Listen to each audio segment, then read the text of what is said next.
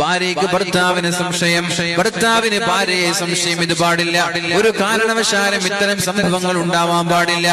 റസൂലുള്ളാഹി സ്വല്ലല്ലാഹു അലൈഹി വസല്ലമ തങ്ങൾ പറഞ്ഞു, ഇയ്യാകും വല്ലന്ന, നിങ്ങൾക്കൊരിക്കലും എന്തുണ്ടാവരുത്? വിചാരമുണ്ടാവരുത്. ഭാവന എന്ന് പറഞ്ഞാല് എന്താ പറയാ? വിചാരം അല്ലേ? സംശയം. സംശയം ഉണ്ടാവാൻ പാടില്ല. ഇയ്യാകും വല്ലന്ന, നിങ്ങൾക്ക് സംശയം ഉണ്ടാവാൻ പാടില്ല. സംശയം എന്നുള്ളത് അക്ദബുൽ ഹദീസ്, അത് പച്ചക്കള്ളമാണ്, അത് നുണയാണ്.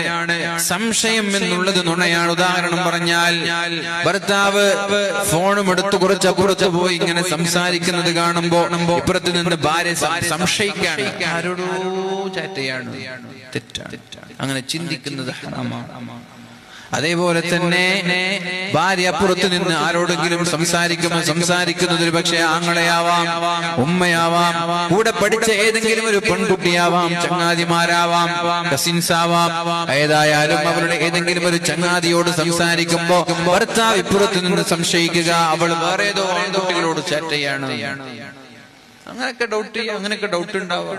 എന്നിട്ട് ഭർത്താവ് ഭാര്യയുടെ ഫോൺ ചെക്ക് ചെയ്യുക, ഭാര്യ ഭർത്താവിന്റെ ഫോൺ ചെക്ക് ചെയ്യുക. ഇതൊക്കെ തെറ്റാണ്. ഇങ്ങനെ ചെയ്യാൻ പാടില്ല. ഓരോ ആളുകൾക്കും ഓരോ പേഴ്സണൽ വ്യക്തിത്വങ്ങളുണ്ട്.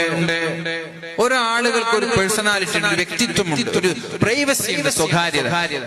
നമ്മൾ ഭാര്യമാരുടെ ഫോൺ ചെക്ക് ചെയ്യാൻ പാടില്ല, അത് അവരുടെ സ്വകാര്യത.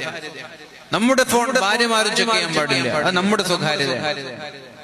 ഇങ്ങനെ ഭർത്താവിന്റെ ഫോൺ, ഭർത്താവ് വീട്ടിലെത്തിയാൽ ഭർത്താവിന്റെ ഫോൺ എടുത്തിട്ട് ഭർത്താവിന്റെ വാട്സപ്പ് ഒക്കെ നോക്കുക, ആരോടെങ്കിലും ചാറ്റ് ചെയ്തിട്ടുണ്ടോ, ഭർത്താവിന്റെ ഫേസ്ബുക്ക് നോക്കുക, ടെക്സ്റ്റ് മെസ്സഞ്ചർ, ഇൻസ്റ്റാഗ്രാം, ഭർത്താവിന്റെ ഗാലറി, ഭർത്താവിന്റെ ഫോൺ റെക്കോർഡ്. അങ്ങനെയൊക്കെ എത്ര ഭാര്യമാരുണ്ട്. വീട്ടിലെത്തിയ പണി ഭർത്താവിന്റെ ഫോൺ ചെക്ക് ചെയ്യുക. സംശയ രോഗികളായ ഭാര്യമാർ. അതേപോലെ ചില ഭാര്യമാർ, ഭർത്താക്കന്മാരുണ്ട്, ഭാര്യയുടെ ഫോൺ എടുത്തിട്ട് ഫുൾ ഹിസ്റ്ററി ചെക്ക് ചെയ്യുക, അവൾ ആർക്കൊക്കെ വിളിച്ചിട്ടുണ്ട്, അവരുടെ ടെക്സ്റ്റ് മെസ്സേജുകൾ നോക്കുക.